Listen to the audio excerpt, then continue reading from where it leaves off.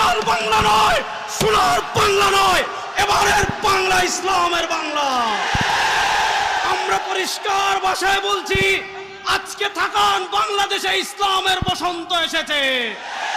স্বাধীনতার 50 বছর পর আজকে বায়তুল মুকাররম দেখেন, বাংলাদেশে ইসলামপন্থী ছাত্র যুবকের আবার জেগে উঠেছে।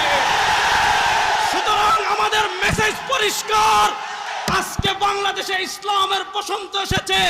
এই যে জোয়ার তৈরি হয়েছে, এই যে স্রোত তৈরি হয়েছে, বাংলাদেশে ইসলামকে যারা নিভিয়ে দিতে চান, আপনারা হারিয়ে যাবেন, ইসলাম থাকবে ইনশাআল্লাহ।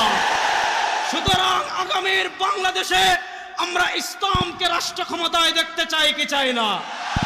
আজকে বাংলাদেশে ইসলামের বসন্ত এসেছে। এই যে জোয়ার তৈরি হয়েছে, এই যে স্রোত তৈরি হয়েছে, বাংলাদেশে ইসলামকে যারা নিভিয়ে দিতে চান, আপনারা হারিয়ে